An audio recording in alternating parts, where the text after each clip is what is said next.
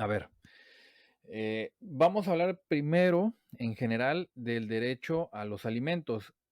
Fíjense que actualmente hay un movimiento, una situación, no un movimiento, una situación, que ya he comentado varias veces aquí, en la cual la Suprema Corte o los juzgados federales, los tribunales colegiados de circuito, se han involucrado en la interpretación de tratados internacionales que reconocen derechos relacionados con el derecho de familia, o sea, son derechos fundamentales, son derechos humanos que están en tratados internacionales, pero cuya aplicación o cuyo aterrizaje a la legislación local es sobre el derecho familiar, que tradicionalmente estaba ubicado como una subrama o una submateria dentro de la materia del derecho civil o dentro de la rama del derecho civil.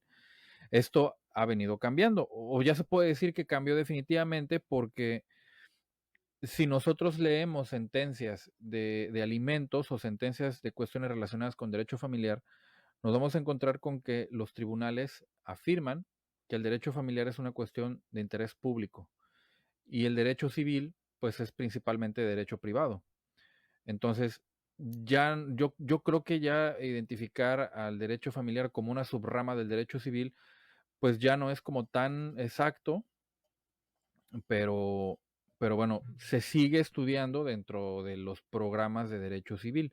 Ahora ya no se llama Civil 1, ahora se llama Personas y Familia en las universidades. Puede tener el nombre que quieras, pero finalmente lo que se estudia principalmente es la norma contenida en los códigos civiles. Pero bueno, eh, esta lista la voy a leer muy rápido para quienes van a escuchar esto a través del podcast. Ya saben que pueden seguirme en el podcast Llanos, que publico cada vez que hay lunes de orientación jurídica. Publico esto en versión podcast en Spotify. Lo encuentran como Llanos. Bien, por eso tengo que leer lo que está en la diapositiva.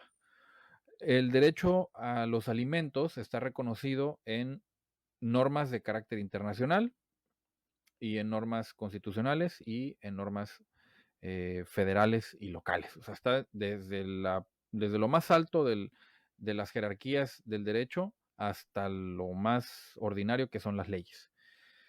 En la Declaración Universal de los Derechos Humanos lo encontramos en el artículo 25, párrafo primero.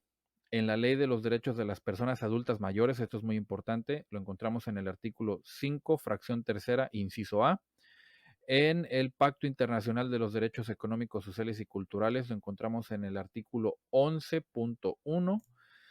En la Convención sobre los Derechos del Niño, obviamente incluye a las niñas, lo encontramos en el artículo 24, párrafo segundo, incisos C y E, y también en el artículo 27.3 de la misma Convención sobre los Derechos del Niño.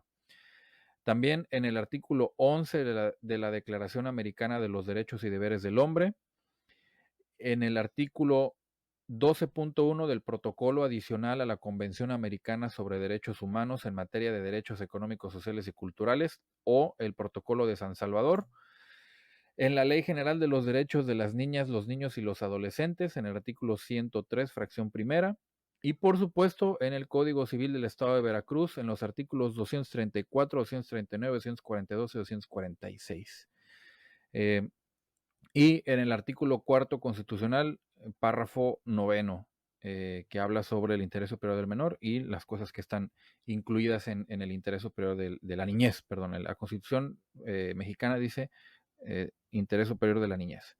Bueno, entonces, lo que vemos es que los alimentos tiene un marco jurídico muy amplio eh, que abarca desde tratados internacionales hasta las leyes locales como el Código Civil de Veracruz. Y esto lo que genera es que el reconocimiento sea cada vez más amplio y sobre todo que hay dos formas de conocer el derecho a los alimentos. Por un lado, como regla, como tal, así, si una persona nace, entonces es acreedora alimentaria, y también como principio, que establecería algo así como que toda persona que nace tiene derecho a los alimentos. Entonces, no hay una consecuencia jurídica directa, pero sí hay una propuesta de una consecuencia jurídica. Esa podría ser una diferencia entre los principios y las reglas como tal.